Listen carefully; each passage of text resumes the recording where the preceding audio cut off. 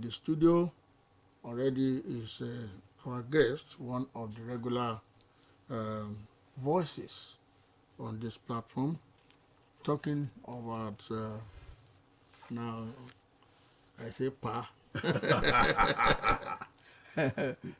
Dr. David Ogunsade. You are reputed to be an international scholar, and of course a journalist of note.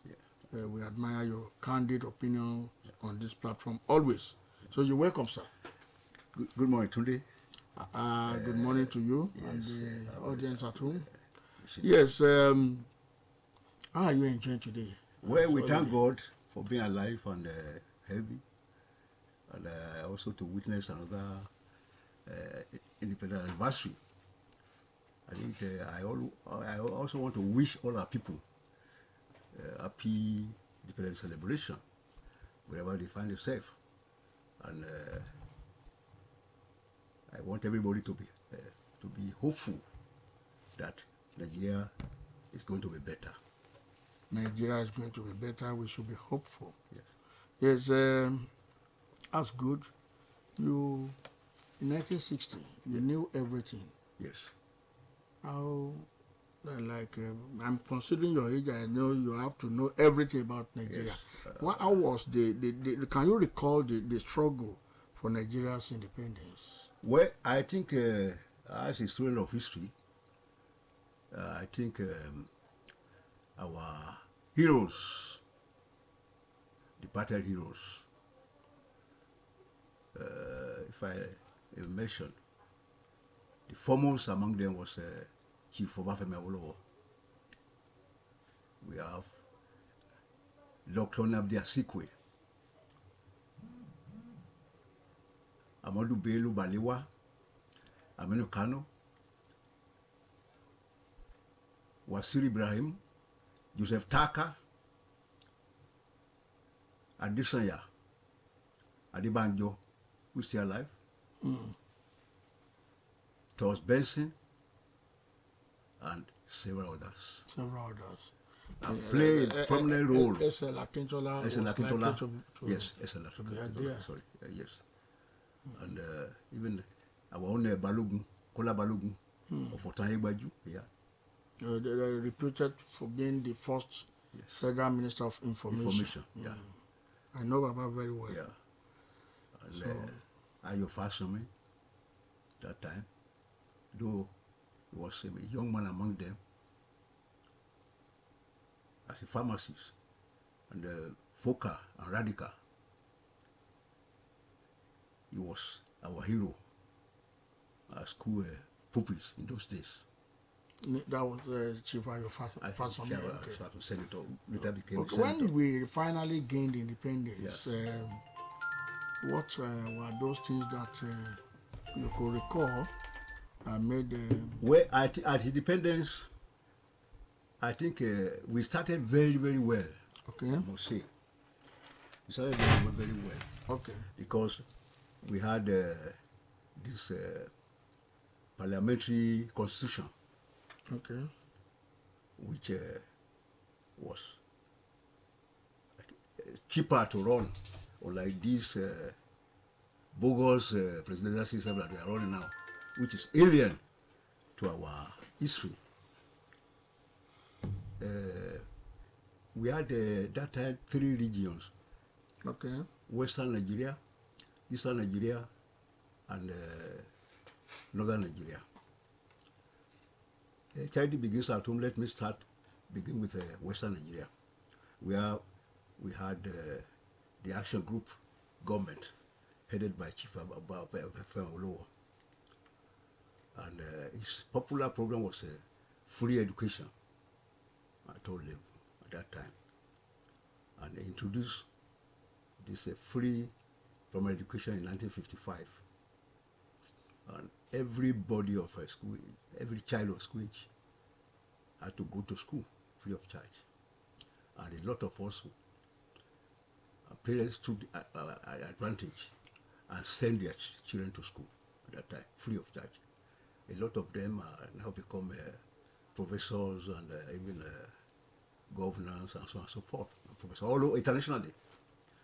And then Nigeria agriculture at that time, Western Nigeria agriculture was the best. That was the time the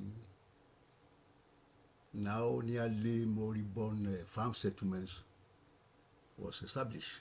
Is it nearly or completely? Let me We're talking about farm settlements again. Nearly, unfortunately. Then everybody, you know, if everybody was ready to go to school because they know the advantages of education. That if you live, even if it's your primary school, you will still find a job in those days. Not to talk about secondary school. Let me ask you, how will the founding fathers of this country be feeling in their graves? In their graves now? Well, I believe how are they likely to be? Very, very sad. Very, very sad indeed. Very, very sad because they have done everything to push Nigeria along a progressive and egalitarian society. Both, even the Muslim North, education was partially free that time. And qualitative. And qualitative, yes. I mean, you have. I remember they run seven classes. I mean, their own primary school was extended to seven. Yes, primary 7. 7. So there was hope everywhere. All these religions did not play any part in those days. Whether you are a Muslim or Christian, you know, doesn't play a part. So you could walk anywhere. Even Nnamdi Azikiwe won election in Western Nigeria. So you can. We have councillors from the north, even in the east. We have some people from Kano who are councillors, elected councillors by the people. So people did not care. But the school of thought will blame Nigeria's problem, or part of Nigeria's problems, on the fact that after independence, that Nigeria was like standing on a tripod, that the east, the west, the north did not actually blend to give us the unity that everything was on regionalism. Yeah. And since then we've tended to see ourselves as separate people. The region of those days was not even formation of political parties was essentially on the lines of tribalism. Yeah, but we, in spite of all those lapses, the people, the politicians were working harmoniously. You understand? They respect one another. They respect one another. You know? Because it's, this respect was obvious everywhere. Azikiwe could relate very well to Awolowo could relate to Sardauna and then Balewa. So you are talking about tribalism in those days. You know, let us take Western Nigeria, for example. Western Nigeria in those days extended to present-day Delta State. Sure. Where, in case of the action group, after Chief Awolowo, who was a Yoruba man,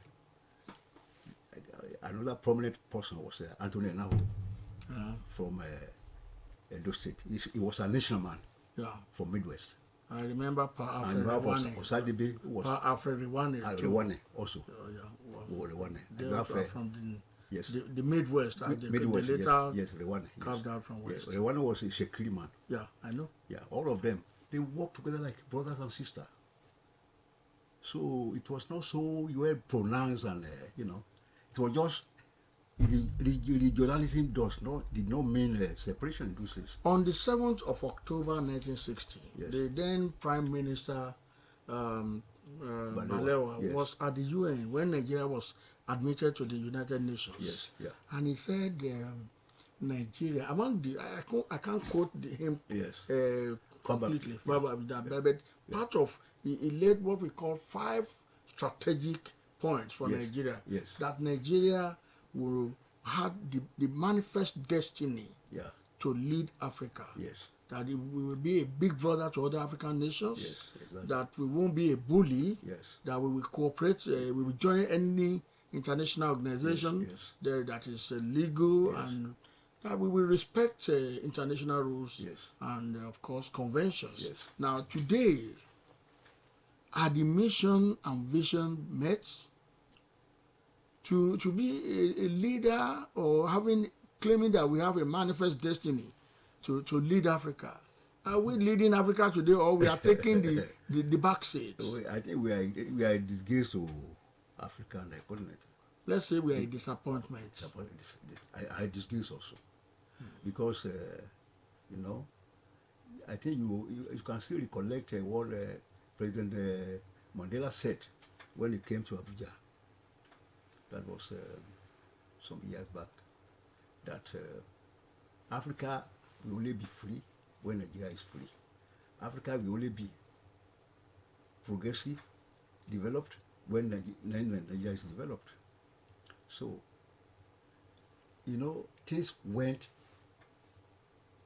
wrong after the unfortunate coup d'etat of 1966. That's why we got it wrong. That's why we missed the road. Because the boys who organized the coup meant well, but it was hijacked by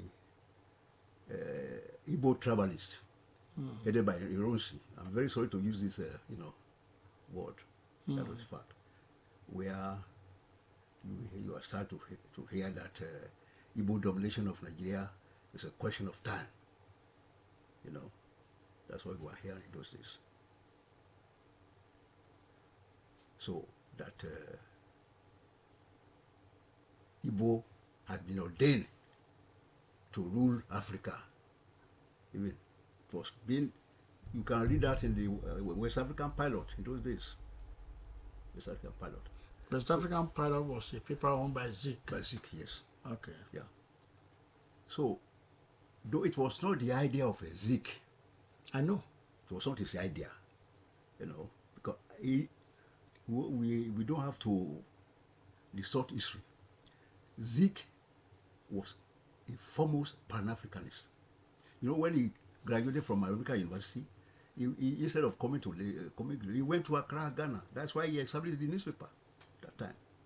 So he was a top Pan-Africanist. I live as a Pan-Africanist. But unfortunately, his tribesmen were not like him.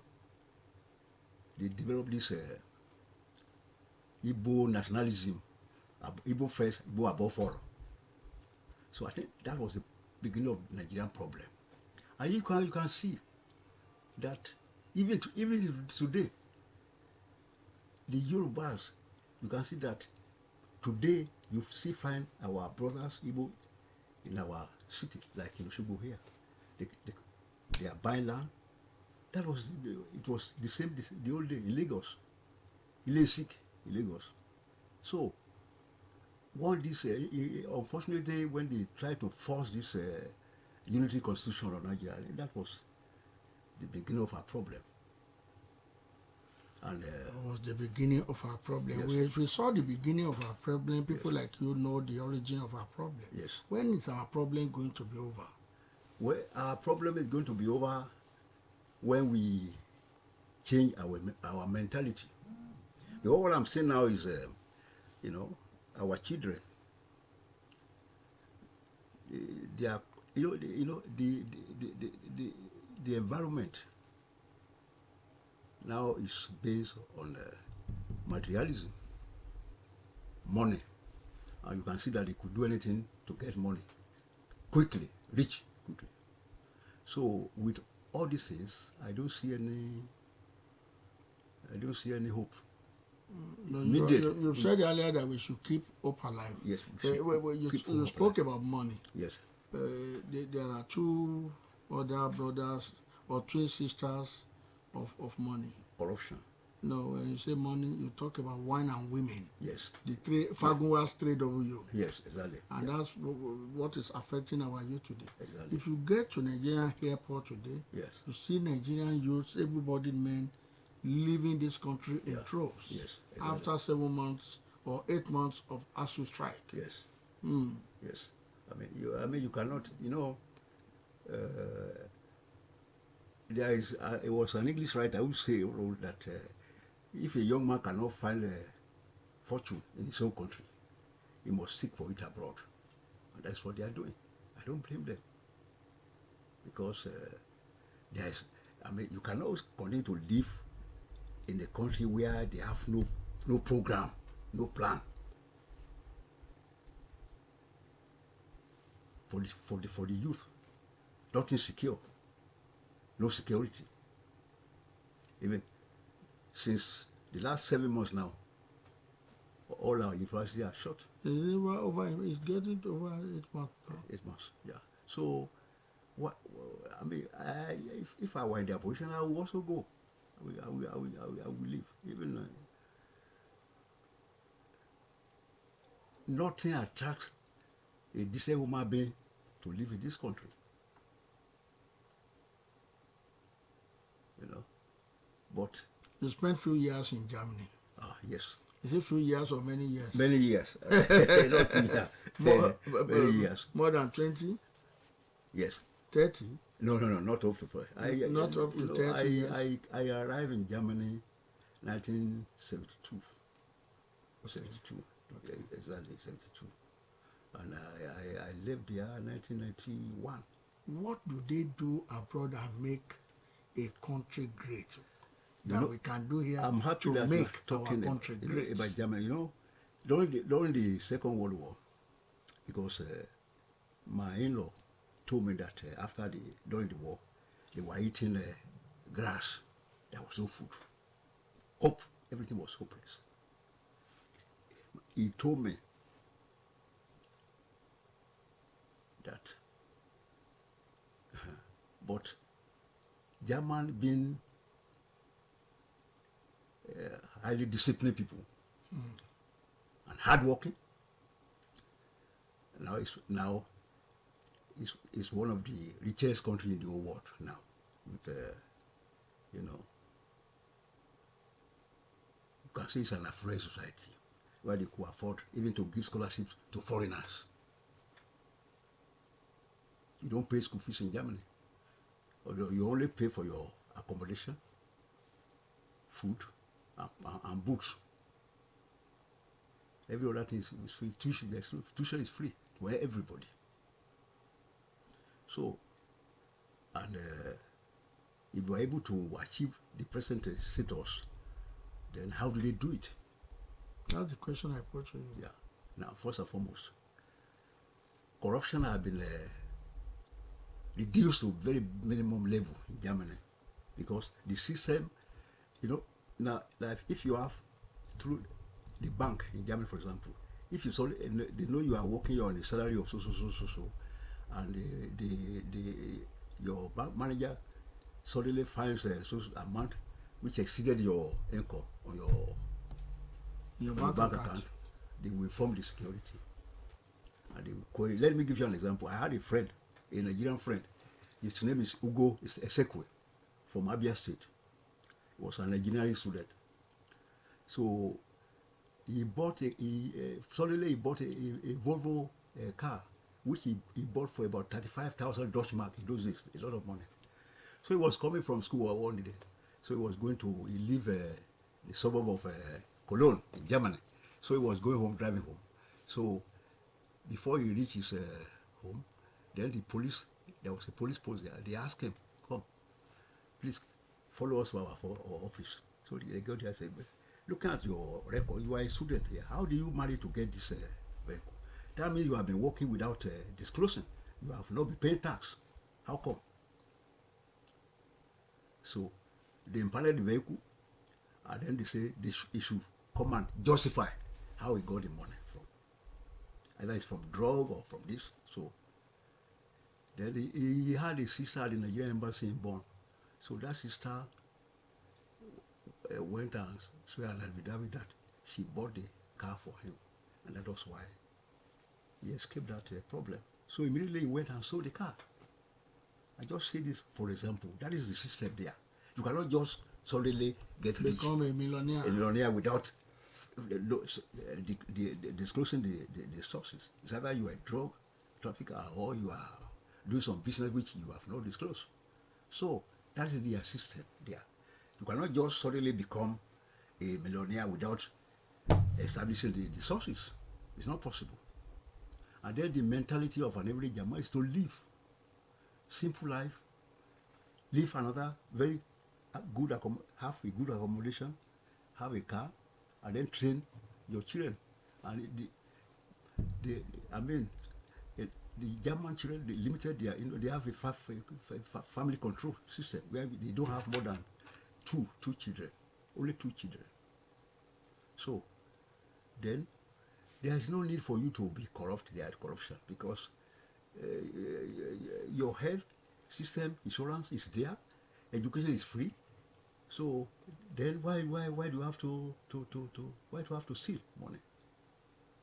And they have learned from their history. You know, you have a lot of we call them castle houses belong to rich people in Germany those days. They have been abandoned now, and that is because their children are not interested. So why do you have to build houses you cannot even manage? So with what you have just said, yes. How does the future, or what does the future hold for us as a people? Well, I think, to me, I believe we must restructure this country, structurally, so that we revert back to the old regional system. I don't like this country to break up as a Pan-Africanist. I don't pray and I don't want this country to break up. So, but I want it to be restructured so that there be respect for every ethnic group. We have their own regional government based on their culture and experience. And then there be freedom. Then this security issue must be tackled on a regional basis. Because if you bring a policeman who is from Kano here, he does not speak the language of our people, how is he going to understand their problem? Dr. Ogunshade, before we take and leave on this platform, President Buhari said he is feeling the pains of Nigeria. He's feeling the pains of Nigeria. Yeah. So that means the president, the federal government knows, the president and the federal government even know that Nigerians are not fighting terrorists. Yeah. Is that not patriotic enough? It's patriotic, but at the same time, it's not being patriotic that we need now. It's action that we need from the executive, which he had. And why is he not using it? Or does he want to tell us that he doesn't have the power? I mean, to defeat the terrorists? No, that's been subdued. Yes. Really? Yeah. Yeah, okay. Well, you have to acknowledge that. Okay. I hope he succeeds. What do we do with our elections in 2023? Then we round up. Yes. I believe with the 2 last elections, Okiti and Osun State election, conducted by the INEC, I believe if they could continue along that line, then there is hope for democracy in this country. Because the last election in Osun State has been democratic, free and fair, even better than the one in Ekiti. Yes, the one in Ekiti. So I believe if they could develop this during the next February election, then there will be no reason for anybody to say it's going to tribunal election. No, going to tribunal as is happening in Osun is part of democratic process. It's part of the democracy, which also shows maturity. You asked me when I live in yes, but there is nothing like that in Germany because nobody they doubt the system. So why do you have to waste time going to tribunal? We will reach that level one day. We hope so. We hope so. I want to thank you most for coming, Dr. David Ogunshade, on issues in the news today. On behalf of everybody in OSBC. And of course, I should thank Tony Ojeyemi and Ojo Olatunji or Olatunji Ojo. Until next Monday, keep enjoying Nigeria's holiday, Independence Day holiday that has been granted us by the federal government. I am Babatunde Oguntomi. God bless you. So if you look at the Constitution of Nigeria, the government is set up basically to do two things. People are asking, do we have budget again? I would say we still have a budget, because if we don't have a budget, we cannot have government run its activities. Wow! Arguments and counter-arguments on topical issues and events trending in Nigeria. Politics, rule of law, judiciary, economy, trade and commerce, education, security, name it. Issues in the news on OSBC Radio 104.5 FM. Iliabuyoke Bale Oshogo is a veritable platform to belong. We are set to serve you hot every Monday between 10 and 10:45 in the morning. Join Babatunde Oguntomi on Issues in the News. It promises to be educative and informative.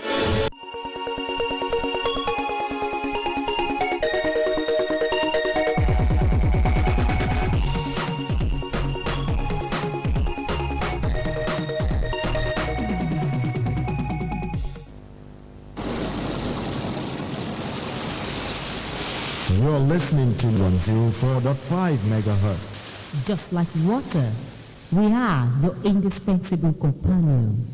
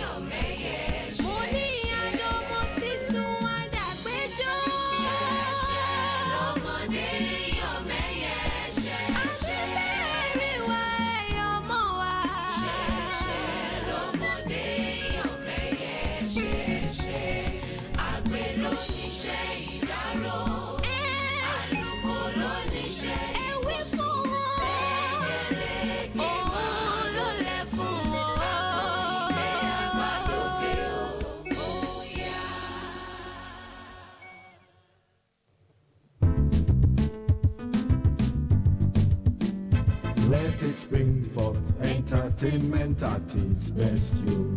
News with clarity, information untainted. Channel 104.5. Now it's news time.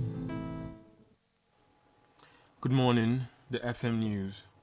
A 36-year-old man, Ashiru Isa, has been beaten to death by two German shepherds in the Abule Egba area of the Center of Excellence State. The State Police Public Relations Officer, Benjamin Hundein, confirmed the incident to newsmen. Hundein said nobody has been arrested in connection with the incident. Meanwhile, two suspected leaders of the area confraternity in the Badagry area of the Center of Excellence State have been arrested by the police. The State Police Public Relations Officer, Benjamin Hundein, confirmed the arrest of the suspect, just as he added that arms and ammunition were recovered from them. The Lagos State Police spokesman said detectives of Badagry Division of the Lagos State Police Command arrested one Sadiq and Toib in Badagry. That was the FM News. Good morning.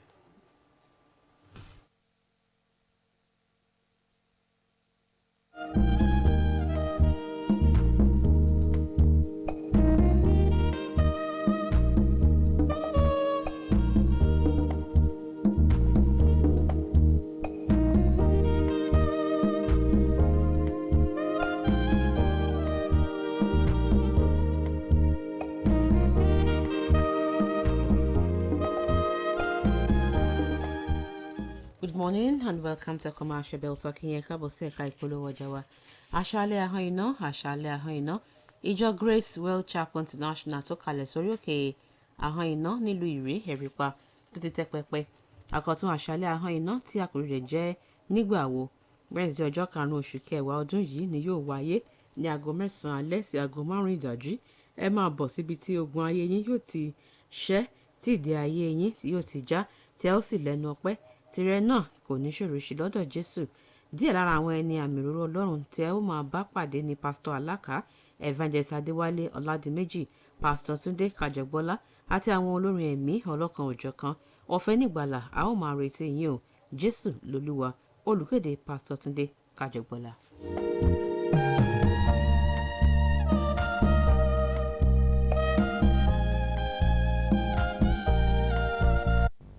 Ọ̀kan ṣoṣo àjànàkú tí ń migbó kìjikìji 104.5.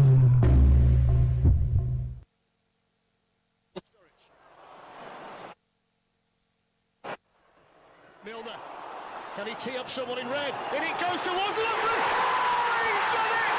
Liverpool have come back from the dead!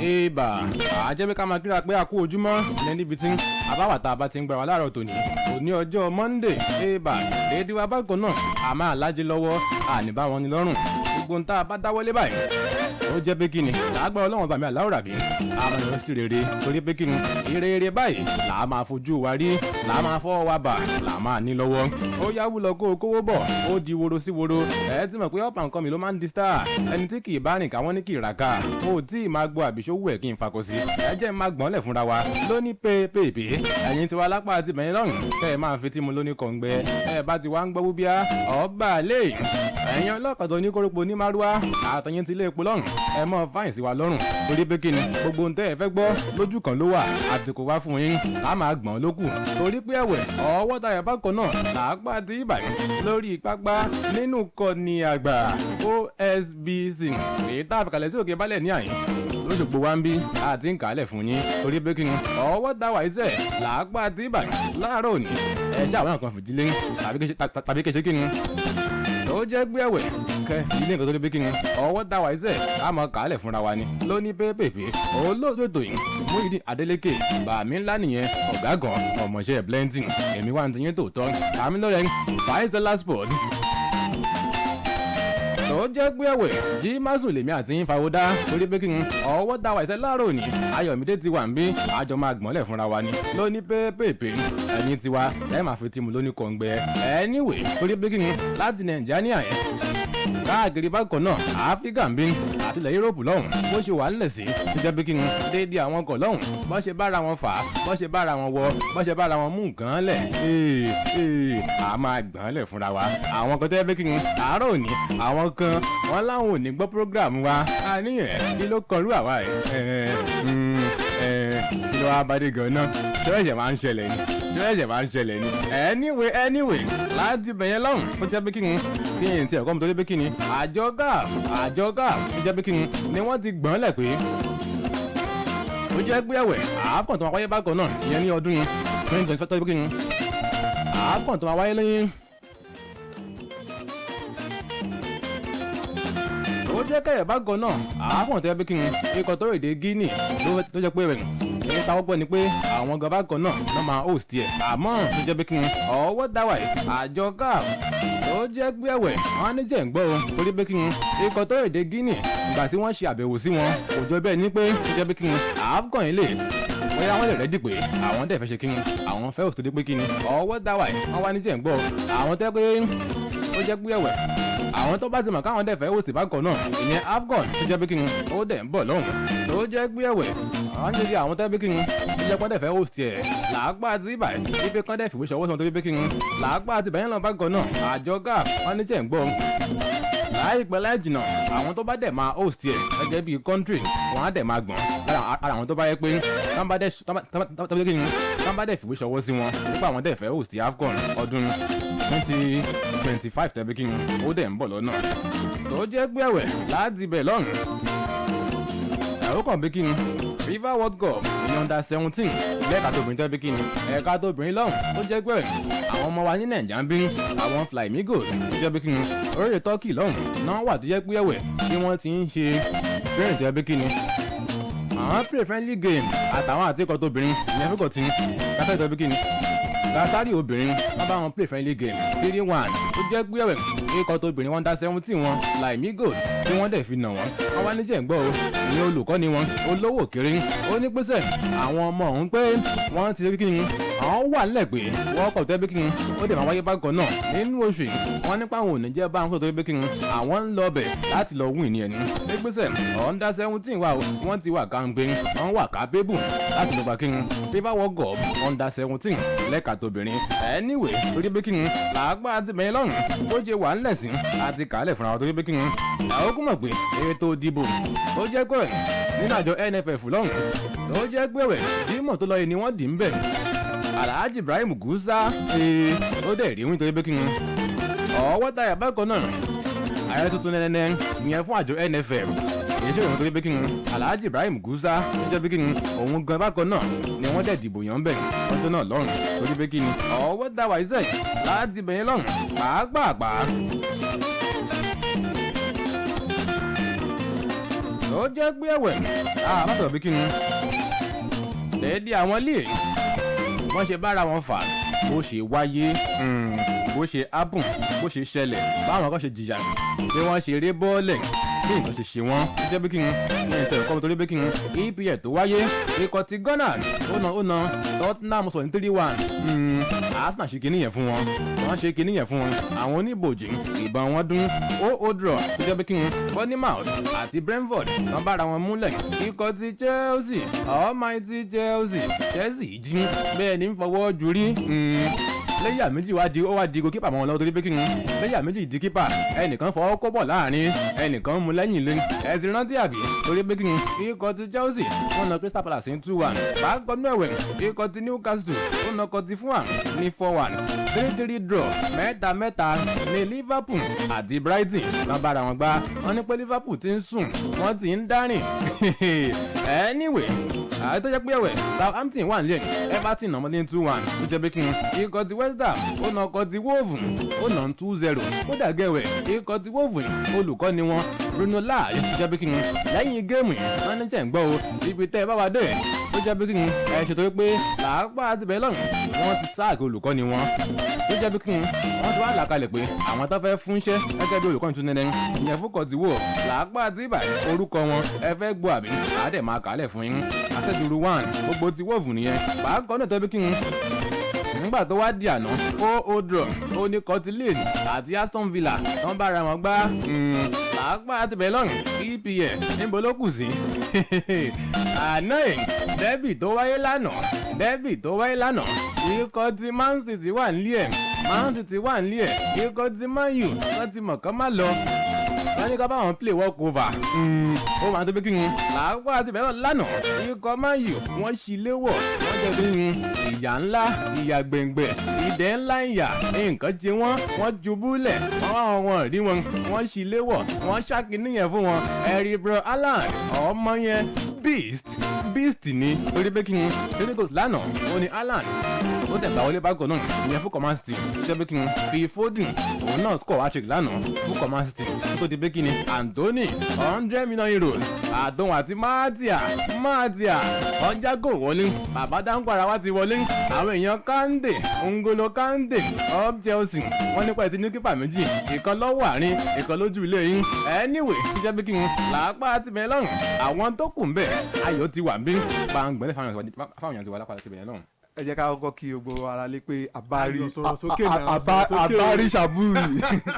ṣàbúrì ní èdè bó nìyẹn èdè ṣàyí nìyẹn láti orílẹ̀-èdè Tanzania àti máa sọ bẹ́ẹ̀ nìyẹn ibẹ̀ yẹn ti ń bọ̀ àbí ibẹ̀ la ti ń bọ̀ láàárọ̀ ibẹ̀ ló sì lọ wo máa yù lánàá ó yá ká wá pa láti rẹ̀ ká máa lọ sínú ìdíje French Ligue 1 nítorí pé kí ni Rennes pa Salzburg lẹ́kún pẹ̀lú àmì 3-1 Paris Saint-Germain náà Nice pẹ̀lú àmì méjì sẹ́yọ kan Eintracht Frankfurt àti Union Berlin Frankfurt palẹ̀ ní àmì méjì sódo ni Borussia Dortmund náà jìyà lọ́wọ́ FC Cologne àmì 3-2 Freiburg àti Mainz 05 Freiburg pa Mainz 05 lẹ́kún pẹ̀lú àmì méjì sẹ́yọ kan RB Leipzig náà Brooklyn pẹ̀lú àmì 4 sódo ikọ̀ agbábọ́ọ̀lù Wolfsburg òun àti Stuttgart ọ̀nà Stuttgart ní pẹ̀lú àmì 3-2 Werder Bremen àti Borussia Mönchengladbach ìyà tó lágbára tó lówúra ta òun ni Werder Bremen fi pa Mönchengladbach lẹ̀ pẹ̀lú 5-1 Napoli náà Torino pẹ̀lú àmì 3-1 bẹ́ẹ̀ ni ní ìdíje sí Italian Serie A láti orílẹ̀-èdè Italo AS Roma náà ná Inter mọ́lé ó tàbí agbọ́n àmì 2-1 ni AC Milan náà gba ó lọ yà àlejò ọ̀ràn mọ́ Empoli lọ́wọ́ pẹ̀lú àmì 3-1 ló fi fìyà jẹ Atalanta ta Fiorentina bí agbọ́n pẹ̀lú àmì 1 dondo Juventus pa Bologna lẹ́kún àmì 3-0 ni ní ìdíje Spanish La Liga ilé tó wáyé lánàá ikọ̀ Real Madrid Osasuna falẹ̀ àmì 1 ni Barcelona náà pa Mallorca lẹ́kún pẹ̀lú àmì 1 dondo Atletico Madrid náà lọ borí nílé Sevilla àmì 2-0 ni Valladolid òun náà na Getafe àmì 3-2 Villarreal àti Cadiz lánàá àmì 2-2. Ọ̀dà náà làápá àti bẹ̀yẹn lọ́hùn òdòdó ni ókè. Ikọ̀ Cadiz àti ikọ̀ ti Villarreal ó draw náà bára wọn gbá gbogbo ti Man U ní gbogbo lẹ̀gílẹ̀ ẹ̀ka mọ́ra bíi ti golin ó máa ń ṣẹlẹ̀ bẹ́ẹ̀ ó ṣàwọn ànábì kan rí èyí kì í ṣe òpin gbogbo ti Man U bẹ́ẹ̀ bá ṣubú ẹ̀ dìde ṣùgbọ́n bọ̀ ti amẹ́mọ̀ táìmù tẹ́ máa dìde sí tó bá ti lọ pẹ́ jù gbọ́ mi dáadáa ẹ̀ẹ́gbọ́n bí obì lọ́sọ̀gbọ́ ní àyè ẹ ṣàwọn aláṣọ bíi aró gbogbo ti Man U ọ̀ọ́dẹ́lì ìjọba káàfàtà gbogbo wa mọ́là ébà àwọn tí Man U àwọn United àná kódà gẹ̀rẹ̀ fáǹsì wọn kan lánàá tẹ́bí kí n fáǹsì wọn kan lánàá kí géèmù tó bẹ̀rẹ̀ aṣọ Man U ló wọ̀ àmọ́ nígbà tó di half time ó ti wọ ti Man City padà àmọ́ ìṣẹ̀lẹ̀ bẹ́ẹ̀ ìyàwó pọ̀ jù 6-3 anyway jíjẹ́ bí kí n ọmọkùnrin bákan náà Raven Varane tó jẹ́ kẹwàá náà yìí ó ti ní injury ẹni tá a gbọ́ ni pé ní òní tó jẹ́ pé kí ni òní náà máa ṣe kí ni ẹni tá a mọ̀ sí scan fún pé orúnkún ẹ̀ tó jẹ́ pé kí ni à ń kó ẹ̀ bákan náà injury tó ní ń bẹ̀ ọwọ́ dáwà ìgbà tó jẹ́ pé kí ni ìgbàdẹ́yẹ kó máa lò ó tó di pé injury ó tó máa kúrò lára ẹ̀ òní ìbákan náà la máa mọ̀ tá bá ti gbọ́n lẹ̀ fún wa gbogbo tí máa yùn àádẹ́ máa kálẹ̀ fún yín bákan tó gbé kí ni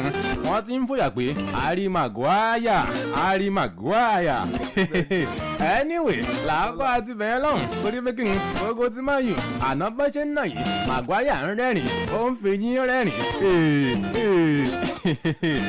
pàápàá láti bẹ̀ bákan náà láti bẹ̀ lọ́hùn ikọ̀ tí wò ẹ̀wọ̀n pé kí ni mo ti gbọ́n lẹ̀ fún yín pé olùkọ́ ni wọ́n ìyẹn láàjì tó jẹ́ pé wọ́n ti sáàkì ẹ̀ àmọ́ ní tá à ń gbọ́ ni pé Ole Gunnar Solskjaer ébà tó jẹ́ pé kí ni ikọ̀ Man U lọ́hùn wọ́n lè kú òun bẹ́ẹ̀ ni ikọ̀ tí wò ọwọ́ tayọ̀ bákan náà ní ta pé làágbá ti bẹ̀rẹ̀ lọ́hùn wọ́n jọ mi kí wọ́n ti ń kàn sí pé pé kí n àníṣe àfẹ́ fún níṣẹ́ wípé kí n ó wá jẹ́ olùkọ́ torí pé kí n ó wá jẹ́ olùkọ́ ni wọn torí pé ẹ̀wẹ̀ làágbá ti bẹ̀rẹ̀ lọ́hùn gbogbo ti Man U ẹgbọ́n náà ẹ̀wẹ̀ kóòtù yẹn gbà kan rí wọ́n ti ń fiṣẹ́ lọ iṣẹ́ ẹ̀kọ́ ti wò sórí ẹ̀dẹ̀ máa gbé anyway iṣẹ́ bí kí ni ọwọ́ tayọ̀ bákan náà kásáré lọ polówó náà àwọn tá a kó wa nígbà bá dé àwọn tó dẹ̀ kú ń bẹ̀ àádẹ́ máa kálẹ̀ fúnra wa lóní pépèpé iṣẹ́ bí kí ni ẹ̀yin tó lápá àti mẹ́lọ́n ẹ̀ máa fetí mu lóní kọ̀ǹgbẹ́ ẹ kú kalẹ̀ up Man U wọ́n lè sọ̀rọ̀ ẹ̀ ní wá mọ́. gbogbo àwa tá a nílò ẹ̀rọ ayárabíàṣá kọ̀ǹpútà àti àwọn ẹ̀yà ara rẹ̀ gbogbo ìrọ̀rùn ti dé o. ibtech computer technology ibẹ̀ ni wọ́n ti ń tẹ kọ̀ǹpútà tí wọ́n tún tún kọ̀ǹpútà ṣe bó ṣe desktop tàbí laptop tó fi mọ́ printer ni wọ́n ń tà tí wọ́n tún tún ṣe kọ̀ǹpútà engineering àti networking iṣẹ́ wọn ni visa toner recycle ara iṣẹ́ wọn ni gbogbo ẹ̀yà ara kọ̀ǹpútà ni wọ́n ń tà bíi mouse keyboard charger hard disk cable àti bẹ́ẹ̀ bẹ́ẹ̀ lọ ni wọ́n ń tà bẹ́ẹ̀ ni wọ́n ṣe installation ọlọ́kan-ò-jọ̀kan ẹ̀yin iléèwé iléeṣẹ́ tó fi mọ́ lájọ̀lájọ̀ tẹ́ ẹ nílò kọ̀ǹpútà lọ́pọ̀ tẹ́ ẹ sì fẹ́ kí wọ́n bá yín tún ṣe ibtech computer ti wà fún yín ní sẹpẹ́ desktop wà láti 20,000 naira sókè tí laptop sì wà láti 35,000 naira sókè gbogbo ń tẹ́ ẹ bá rà lọ́dọ̀ wọn àlò pẹ́pẹ́pẹ́ ni fún kọ̀ǹpútà àtàwọn ẹ̀yà ara rẹ̀ tó fi mọ́ tàmúmẹ́ta ibtech wà ní nọ́mbà 19 and 20 moniade ní fàájì shopping mall ní dojúkọ old fakunle high school lẹ́gbẹ̀ẹ́ ilé ìfowópamọ́ Polaris gbẹ̀gẹ́ Ìbàdàn road Òṣogbo nípínlẹ̀ Ọ̀ṣun telephone 0816 639 3785 àti 08078641113 ibtech computer fún ojúlówó kọ̀ǹpútà.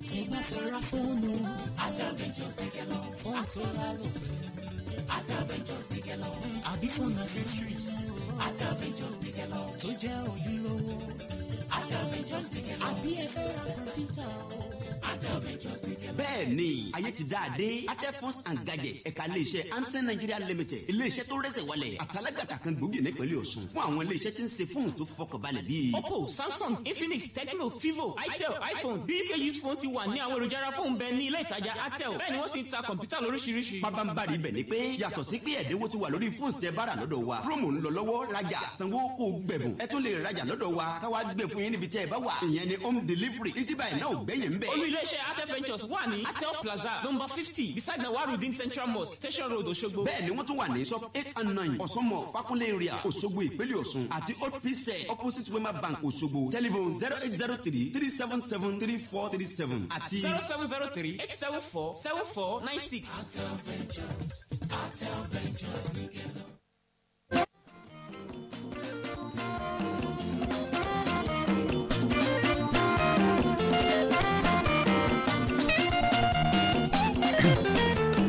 Eba tó jẹ́ pé kí ni ẹ káàdà láti ibi tí a ti lọ polówó tá a kó wa láàárọ̀ òní nínú ìkànnì àgbà ẹ mọ̀ ń lọ bẹ̀ sórí Facebook wa OSBC tó jẹ́ pé kí ni bá a dẹ̀ ṣe ń pò pọ̀ làápá tí ibà ẹ mọ̀ rí ayọ̀ ní náwó gè gbogbo ti Chelsea N'Golo Kante wọ́n rọ́pá wíìnì anyway Táyọ̀ bá ń kí àwọn ará lé. mo kí gbogbo àwọn ará lé pé àdẹ̀kárọ̀ àkú àsìkò yìí. ẹni tí bá pè sí ni kò dá sí o. ẹ má dá sí nǹkan tí ó kàn ni kò dá sí o. adúpẹ́ mi. ẹdúpẹ́ ara àwọn Tanzania wà ń bẹ̀. àwọn Tanzania wà ń bẹ̀ àgàrà tán. jẹ́ ká wò Chelsea ẹbí ẹni fọwọ́ ju rí wìn ní Portable amọ̀kòkò wọ́n ní pé ṣẹ́rí ọ̀tẹ̀ náà gbogbo ẹ̀ kò sí nǹkan tó ń jẹ́ pé èèyàn fọwọ́ ju rí wìn 3 points is 3 points. 3 points is 3 points. bẹ́ẹ̀ ni àwọn kan wọ́n ṣàna wọ́n rí 1 point mú. ó wá bẹ̀ fún wọn ni àlè ní pé gbogbo ara ká máa fi gbogbo ìgbà náà dárúkọ Manchester United bọ̀ àsìkò yìí Ọlọ́run ló gbógo fọlẹ̀ àwọn olólùfẹ́ Manchester United lánàá wọ́n tún wá gbàgbé bàtà sílé bọ̀ ẹsẹ̀ lásán náà fi rìn lọ́lé. ibi tó fọ́nì sí mi mo lọ ṣọ́ wọn lánàá ẹnìkan kó tó wọlé bọ̀ ó wọ Man U half time kó tó dé padà ó ti wọ Man City lárùn rẹ̀. dámà ṣẹlẹ̀ lánàá. jẹ́ káwọ́ tó bá yẹ pé àná Chelsea ni Man City mú ni bó ní bá ṣe rí lánàá. tó bá jẹ́ pé Chelsea ni Man City mú ni ìlú alámọ̀ pé lọ́wọ́ tí voice yẹn ò lọ òkè mọ́. lọ́wọ́ tí kò bí agbábọ́ọ̀lù Chelsea wà kò yẹ kí n máa pariwo ṣe mo treat voice mi lọ́wọ́. lọ́wọ́ tí Chelsea wà yẹn gbogbo ara wọn pé Chelsea ò tà sọ́sọ́ so ó ṣe mú yes fún Chelsea bọ̀ ni then coach eléyìí náà ó ṣe máa ṣe àwọn experiment kankan bẹ́ẹ̀ yẹn ẹ rí i pé Koulibaly ò play lánàá security wa kò play lánàá Fofana ló lò 4-4-2 ló lò 4-4-2 so ó ṣe sọ̀rọ̀ síbi tọ́rọ̀ lọ experiment ni wọ́n lọ́wọ́ ẹ̀ season yìí sáàbà gbé second àgbè third. tó bá jẹ́ pé yìí ni City yẹn mú lánàá ṣe òkè Manchester United ní tiwọn àwọn hangi àwọn hangi tó bá ti jẹ́ Chelsea ni méje sódò ti dín.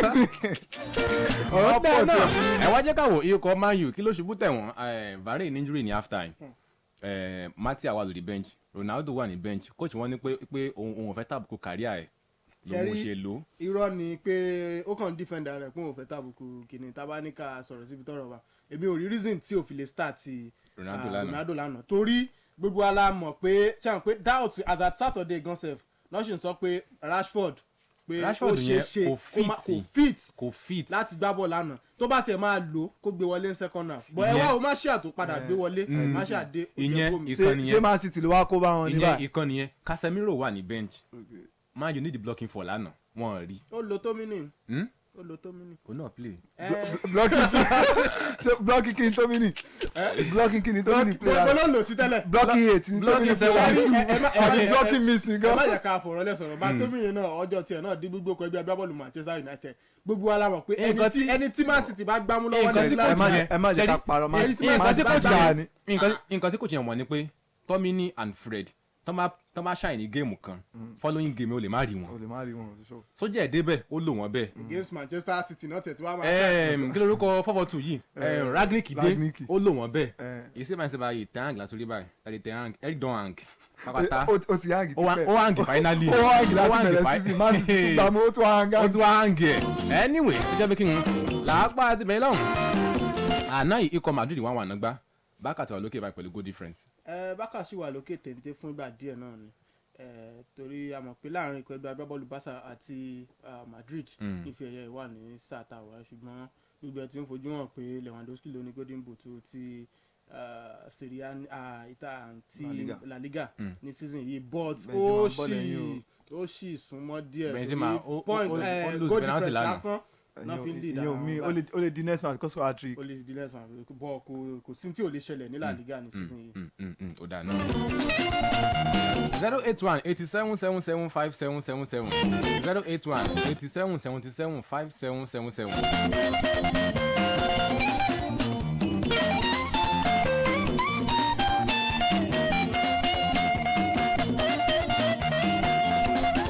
Hello, ẹ káàárọ̀. Ẹ káàárọ̀ sà. Ṣọtẹ́ o èmi ò ṣọtẹ́ ntí mo ntọ́ apple la sọ ọmọ máa yù níyìn ni ọmọ máa yù ní wọ́n ni. ẹ lọ tún ra mú. ẹ̀yin mélòó èmi ò sí lára yín náà èmi ò sí mbẹ́. ó zẹ̀ sí ẹyin lára.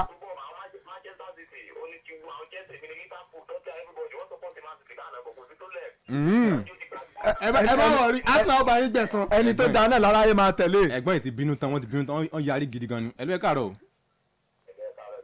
ẹ sà ń gbọ́ yín sà. ọmọ kan wọlé yín sà.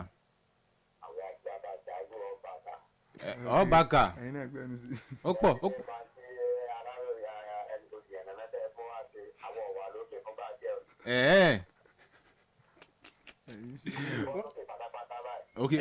ok lẹ́yìn lọ àbí.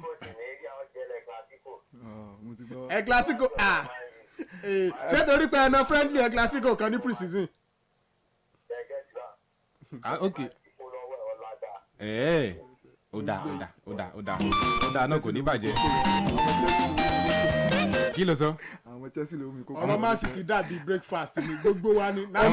ó máa carry everybody ni gbogbo EPL ní sísè. kò ń ṣàwọn nìkan Haaland. ntọ́mọ yẹn máa fi ojú tíìmù mi rí. Koulibaly mo mọ̀ agbára Koulibaly. máa ti jẹ́tẹ̀ lánàá ó ti tẹ̀ sí wọn lára. ẹni pé Koulibaly èwo ń bẹ. Ricardo Kaka ni Ricardo Kaka ni. ó dáa náà tó jẹ́ pé kí wọ́n láti bẹ̀yẹn lọ́hùn. ó jẹ́ kẹta máa sọ̀rọ̀ pé èyí tá a mọ̀ sí kí ni géèmù jẹ́ kó máa wáyé bákan náà ní Nàìjíríà ń bí ìyẹn tẹ́ bí kí ni wọ́n fẹ́ tẹ́ bí kí ó máa wáyé bákan náà ní Nàìjíríà ń bí tó jẹ́ pé àwọn tẹ́ kó máa ṣojú ìpínlẹ̀ wa ní yapa tí ìbàyẹ̀ nípínlẹ̀ Ọ̀ṣun èyí tá a gbọ́ ni pé ọ̀la yìí bákan náà èyí tá a mọ̀ sí tíráyà àbí.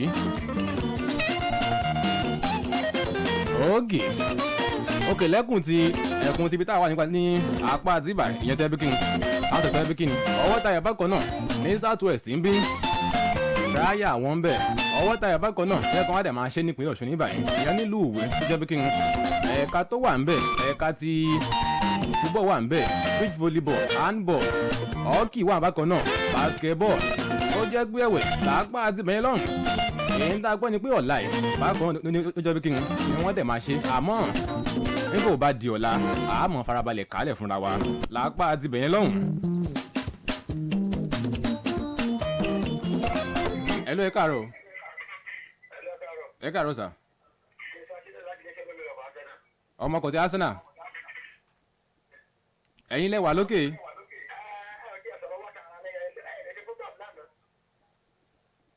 Hello sà. à ń gbọ́ yín sà. Liverpool.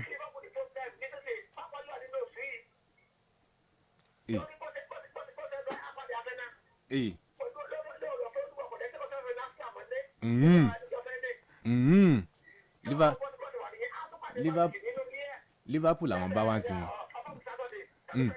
ó dáa iṣẹ́ kò ní bàjẹ́ Liverpool náà bá wá àmọ́ ìṣẹ̀lẹ̀ bẹ́ẹ̀ ẹ̀yin tí bá tún ní mọ́ ń pọ̀ lọ́rọ̀ ẹ̀ ní 08187775777 ẹ jẹ́ ká wò kí ni àtúbọ̀tán ikọ̀ tí Arsenal tán wà lókè báyìí. Arsenal bó ṣe wà yẹn mo ṣe ẹ̀ṣin láìkí wọ́n ti ẹ̀ múnú wa dùn London. London nìkan ni ẹni táyé ń yẹ lọ́wọ́lọ́wọ́ l'Arsenal. wọ́n mú Tottenham ayé ń yẹ wọ́n lọ́wọ́ ni torí ìyá kálukú sísìn yìí wọ́n sún síwájú ni ìtò ń jẹ tiẹ̀ lọ́wọ́ ni kẹjẹ ká rán lọ́wọ́. èyí tí mo mọ̀ ní pé season yìí o tíìmù tí wọn ò ní náà ò tíì sí. kò sí o kò sí. níbi tí àwọn kan tẹ̀ ní pé 3-3 ni. láwọn kan tún láwọn ní pọ́tà àwọn ní kókò àbí nǹkan. ọgbọ́n tíìmù ló máa jìyà rí. ó dáa náà ẹ lọ káàárọ̀ o. ẹ káàárọ̀ sàǹpẹ́sà o pàápàá. ọmọ kan wo lẹ́yìn sà. ẹ̀yin lẹ gbàgbé bàtà sílé bọ́ọ̀lù àná.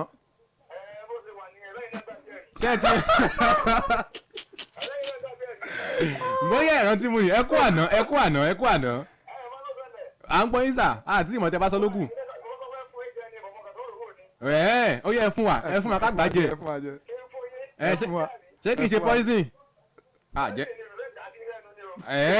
àwọn ò fẹ́ poison bí ẹ lọ mọ jẹ nǹkan yín lé anyway làákọ́ àti bẹ́ẹ̀ náà ó ní táyọ̀ máa ń káràn lé ká máa lọ. tó mo kí gbogbo àwọn ará lé ìtajọ ṣe láàárọ̀ ìtajọ gbádùn ìtókù tó dọ̀là aláṣẹdùmọ̀ rẹ̀ tá a tún máa bá wa.